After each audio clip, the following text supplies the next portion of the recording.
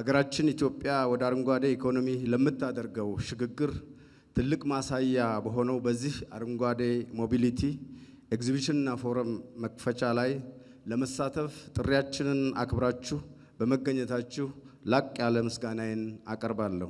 ዛሬ የምንገኝበት ዓለም የአየር ንብረት ለውጥን ለመቋቋም የካርቦን ልቀትን በመቀነስ አማራጭ የሌለው ተግባር መሆኑን የተረዳበት ወቅት ነው። ኢትዮጵያ ሀገራችንም በባለራዕዩ መሪያችን በክቡር ጠቅላይ ሚኒስትር ዶክተር አብይ አህመድ ሐሳብ አመንጭነትና ግንባር ቀደም ፈጻሚነት ለአየር ንብረት ለውጥ የማይበገር ኢኮኖሚ ለመገንባት በርካታ ተግባራትን ፈጽማለች። በአረንጓዴ አሻራ መርሃ ግብር በዓለም አቀፍ ደረጃ አራያ የሆነ ስራ እየሰራች ትገኛለች። በዚህ ረገድ የትራንስፖርት ዘርፉም ታሪካዊ ሽግግር ላይ ይገኛል። የዓለም የአየር ንብረት ለውጥ ተጽዕኖ በጨመረበትና የነዳጅ ዋጋ በዓለም ገበያ እየናረ በመጣበት በዚህ ወቅት ወደ አረንጓዴ ትራንስፖርት መሸጋገር ለኢትዮጵያ ምርጫ ሳይሆን ግዴታ ነው። መንግስታችን የትራንስፖርትና ሎጂስቲክስ ዘርፉን ለማዘመንና አካባቢን የማይበክል ለማድረግ ባወጣው ስትራቴጂ መሰረት ባለፉት ጥቂት ዓመታት አመርቂ ውጤቶች ተመዝግበዋል።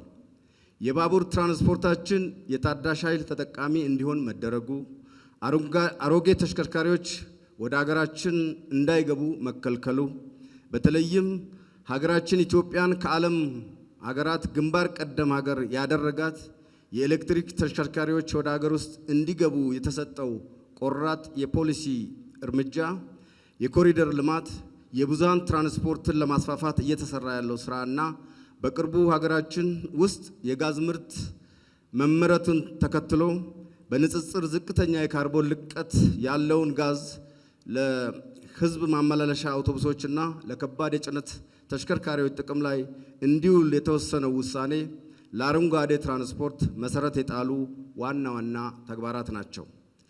ክቡር ምክትል ጠቅላይ ሚኒስትር፣ ክቡራትና ክቡራን፣ ሀገራችን ሀገራዊ ፎረሙን ተከትሎ የትራንስፖርት ዘርፉ የሚመራበት ብሔራዊ የትራንስፖርትና ሎጂስቲክስ ፖሊሲዎች፣ ስትራቴጂዎች እንዲሁም የትራንስፖርት ፍኖተ ካርታ ተዘጋጅቶ ወደ ስራ የገቡ ሲሆን ወደ ሀገራችን የሚገቡ ተሽከርካሪዎች ስታንዳርድ፣ ከተሽከርካሪ የሚወጣ የጭስና የካርቦን ልቀት ስታንዳርድ፣ የሞተር አልባ ትራንስፖርት ስትራቴጂ፣ የኢሞቢሊቲ ስትራቴጂ እና በታዳሽ ኃይል የሚሰሩ ተሽከርካሪዎች ስታንዳርድ ጸድቀው ተግባራዊ እየሆኑ ይገኛሉ። ከወራቶች በፊት ያጸደቅነው ብሔራዊ የኢሞቢሊቲ ስትራቴጂ 2025-2030 በአዲሱ ኃይል በታዳሽ ኃይልና በመሰረተ ልማት እንዲሁም በማበረታታዎች የሚደረገውን ሽግግር አጠቃላይ ማዕቀፍ የያዘ ነው። ሴክተራችን አረንጓዴ ትራንስፖርት አብዮት በሶስት ተያያዥነት ባላቸው ምሰሶች ላይ ትኩረት በማድረግ እየተሰራ ይገኛል።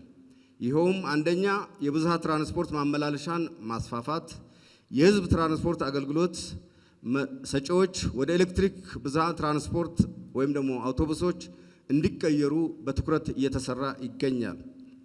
ሁለተኛ የሞተር አልባ ትራንስፖርት የከተማ እንቅስቃሴን ከመሰረቱ ለመለወጥ የ10 ዓመት የሞተር አልባ ትራንስፖርት ስትራቴጂ ተዘጋጅቶ ወደ ስራ የተገባ ቢሆንም ይህ የረጅም ጊዜ እቅዳችን በክቡር ጠቅላይ ሚኒስትራችን ዶክተር አብይ አህመድ የኮሪደር ልማት ኢኒሼቲቭ የእግረኛና የሳይክል ጋላቢዎች መንገድ እንዲገነባ በማድረግ በአጭር ጊዜ ውስጥ እቅዱ እንዲሳካ ስላደረጉ በዚህ አጋጣሚ ክቡር ጠቅላይ ሚኒስትራችንን እንድታመሰግኑልኝ እጠይቃለሁ። ይሄ ስራ በሁሉም ከተሞቻችን እንዲስፋፋ አጠናክረን የምንሰራም ይሆናል። ሶስተኛ የታዳሽ ላይ ተጠቃሚ ትራንስፖርትን ማስፋፋት እንደ አውሮፓውያን ዘመን አቆጣጠር በ2030 በመንገዶቻችን ላይ ከ500 ሺህ በላይ የኤሌክትሪክ ተሽከርካሪዎች እንዲኖሩ ለማድረግ እየተሰራ ይገኛል። እንዲሁም በተፈጥሮ ጋዝ የሚጠቀሙ አውቶቡሶችና የጭነት ተሽከርካሪዎች በስፋት ስራ ላይ እንዲውሉ እንዲሁም ታዳሽ የአውሮፕላን ነዳጅ ወይም ሳፍ ጥቅም ላይ እንዲውል በትጋት የምንሰራ ይሆናል። ክቡር ምክትል ጠቅላይ ሚኒስትር፣ ክቡራትና ክቡራን፣ ዛሬ የምናስጀምረው ይህ የአረንጓዴ ሞቢሊቲ ኤግዚቢሽንና ፎረም 3 ዋና ዋና ዓላማዎች የሰነቀ ነው። አንደኛው ግንዛቤ መፍጠር ነው። ሀገራችን የኤሌክትሪክ ተሽከርካሪዎች ያላቸውን ኢኮኖሚያዊና ከአካባቢያዊ ጠቀሜታ በቅርበት እንዲረዳ ማድረግ። ሁለተኛ ኢንቨስትመንትን ማበረታታት፣ የግል ባለሀብቱ በኃይል መሙያ ጣቢያዎች በጥገናና በተሽከርካሪ ገጣጣሚ ፋብሪካዎች ላይ በስፋት እንዲሳተፍ ጥሪ ማቅረብ ነው። ሶስተኛ የቴክኖሎጂ ትስስር፣ በዘርፉ ያሉ ዓለም አቀፍ ተሞክሮችን ከሀገራችን ተጨባጭ ሁኔታ ጋር በማቀናጀት ቀጣይነት ያለው የትራንስፖርት ስርጭት መዘርጋት። በመሆኑም ክቡራን ታዳሚዎች ከኤግዚቢሽንና ፎረሙ ጠቃሚ ግንዛቤና ግብዓቶችን እንደምታገኙ ሙሉ እምነት አለኝ።